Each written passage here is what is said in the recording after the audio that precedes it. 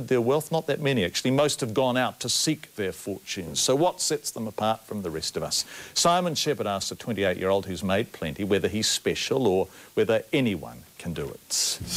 This story starts with an Uncle Scrooge comic, the Disney duck who hoarded his wealth. No coincidence, these comics were our young entrepreneurs' first reading material. The thing that I really liked was the fact that, you know, he started as a shoeshine boy when he was young and, you know, started with $1 and just kept on saving and became the richest duck in the world. My parents definitely weren't rich and I sort of felt the pressures of being poor. You know, you can't afford this or you can't afford that. So I could tell that money was an issue and Uncle Scrooge was a bit of an escape. 2 decades on, money is no longer an issue. He's running an award-winning multi-million-dollar company. His name, Seeby Woodhouse. His company, Orcon Internet. In the 7 years he's been in business, he's gobbled up 30 other internet companies.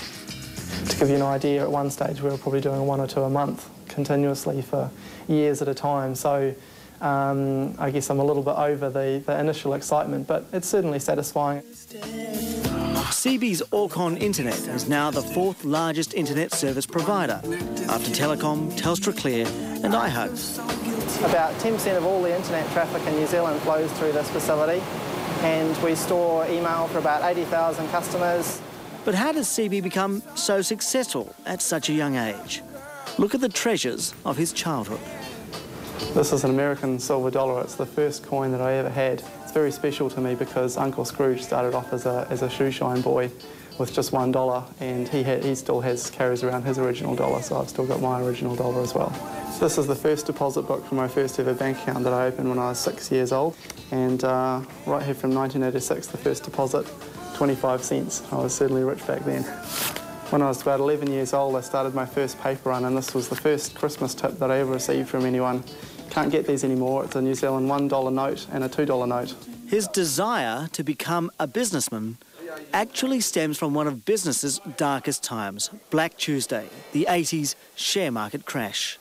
I have a vivid memory of sort of my dad, you know, breaking into my piggy bank to get the last remaining, you know, money out to put into stocks and things. And business people seem to me to have this power. They just, you know, sort of do these big things, and, you know, they still got their yacht and their car and everything after the big crash, and it's everyone else that seemed to lose everything.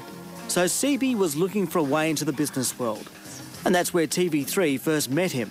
He'd placed a newspaper ad asking for a generous benefactor to fund his private education at King's College. I think I'd really like to get into the old boy network because it would, you know, it's a help. It didn't happen, but nor did it hinder Seeby's ambitions.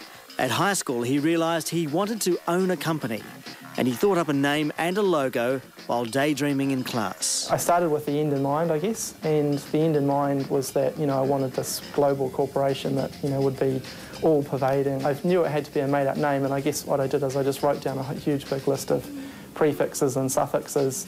All he needed now was the opportunity, and he found it in the internet. I basically started the company with an old computer and $100 and, you know, co-located my machine at another internet company and then had a few modems and, you know, sort of ran it out of my bedroom. You know, there were things like, you know, sleeping under my desk and, you know, waking up, you know, going to work, being at work, working till midnight, going to sleep, waking up again and that kind of thing. 3 years of blood, sweat and tears, but he had goals. Be a millionaire by 25. Did you do that? Yep, I believe so. And here's another one. Own something a little better than his first dunger. Own a Ferrari by 30. And here it is, 2 years early. But to Seeby, it's not about owning that particular car. It's about achieving a goal. I also believe not in just setting goals, but also believe in setting expansive goals that, you know, inspire you and are large and potentially not achievable at all, but, you know, exciting and, you know, very rewarding if you actually do get there. And he is rewarding himself these days. Seeby owns a racing car team. Seeby's also learning to drive, 1 race this year, many more next season. But the question we want answered is, can anyone do what he's done? I think that anybody can do it. I don't think that, you know, you need to be the brainiest person in the world. And my philosophy as well, you know, I just kind of throw myself in the deep end and get started because once you've got some traction, you know, it makes everything else easier. Successful at 28, Why not sit back and just enjoy it all?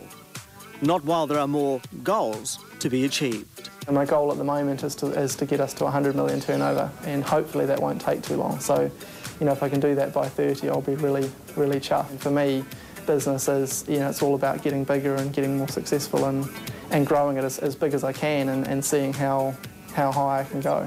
Uncle Scrooge would definitely have approved. Simon Shepherd with that report. Seeby says he doesn't want to be on the rich list because business is about not bragging. It's about the challenge for him. And in case you were wondering, his Christian name Seeby was made up by his parents. Coming up after the break, the International Film Festival gets underway. We'll tell you about 3 do